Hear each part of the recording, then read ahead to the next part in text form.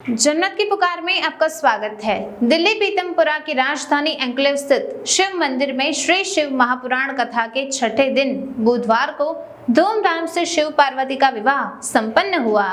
9 दिवसीय श्री शिव महापुराण कथा के छठे दिन बुधवार को धूमधाम से शिव पार्वती का विवाह संपन्न हुआ। इस अवसर पर मनमोहक झांकियां दिखाई गईं। सुंदर झांकियों को देखकर उपस्थित शिव भक्त भाव विभोर हुए बिना नहीं रह पाए। साथ ही इस दौरान श्री शिव महापुराण कथा का वांचन भी जारी रहा। उल्लेखनीय है कि 9 दिवसीय श्री शिव महापुराण कथा के दौरान प्रतिदिन 3 से 6 बजे तक कथा हो रही है।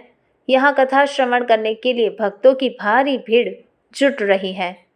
23 जुलाई शुक्रवार तक चलने वाली शिव महापुराण कथा में धामपुर उत्तर प्रदेश से पधारे श्री राधे श्याम जी महाराज द्वारा कथा का वांचन किया जा रहा है।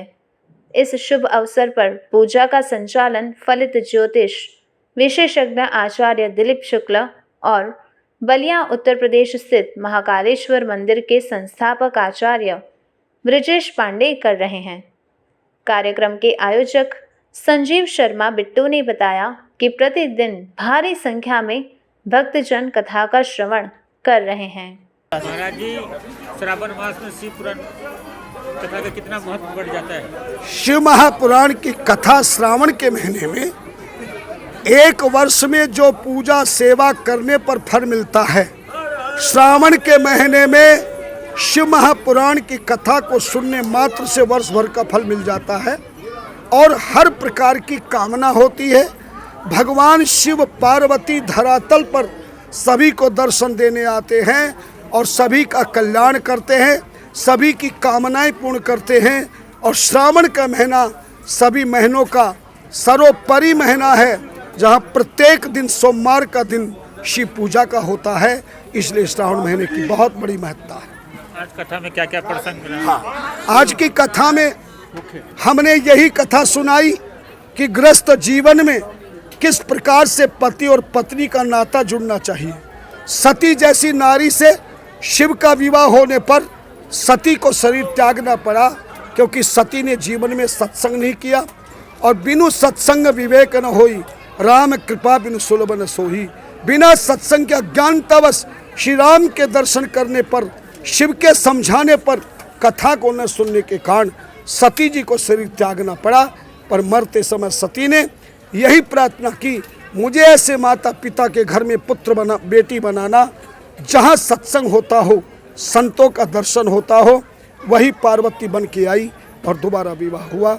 इसी से हम हैं, गृहस्थ जीवन में सत्संग का श्रवण करना बहुत जरूरी है, संतों का सम्मान करना जरूरी है और जीवन में मानव जीवन को परम पवित्र कल्याण में बनाने के लिए, धार्मिक रूप बनाने के लिए सतगुरु की परम आवश्यकता होती है। बिनु गुरु बिन भवनिधि तरन कोई, जो बिरंच शंकर समोही।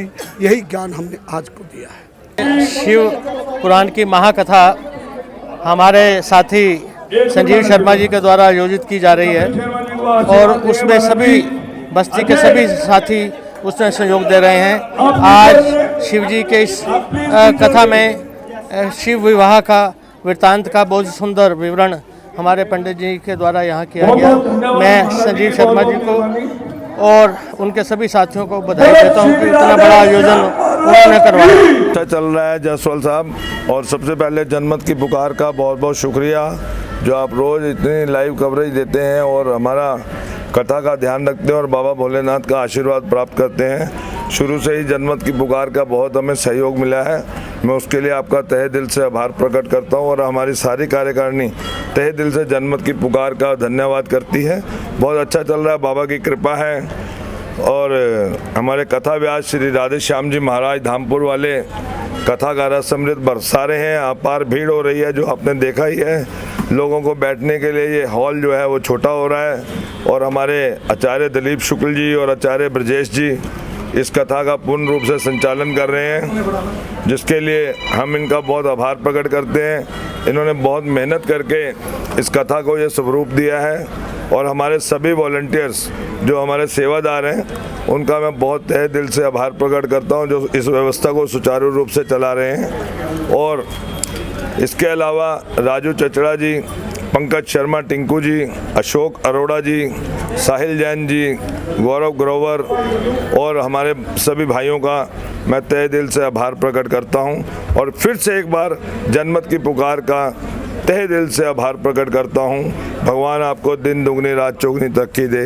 जय श्री माँ का है कि हर महीने में जो हम पूजन करते हैं, हर साल जो पूजन करते हैं, सिर्फ श्रावण के मास में आशुतोष भगवान भोलेनाथ, भूतनाथ, काल विकराल महाकाल का पूजन हो जाता है। उसमें सब पुण्य प्राप्त हो जाता है, क्योंकि चराचर जगत का कल्याण करने की शक्ति किसी में तो शिव को है। और मुझे बड़ा प्रसन्नता होती है कि आज इस दिल्ली के अंदर भागवत पुराण, अन्य कथाएं बराबर होती थी, लेकिन शिव महापुराण जो है आज भगवान की कृपा से ही इस स्थान पे और हमारे संजीव शर्मा जी को सद्बुद्धि भगवान ने दिया, जो सबके कल्याण के लिए, शिव का अर्थ ही कल्याण होता है, जो सबके कल्याण के लिए ऐसा शुभ विचार मन में लाए।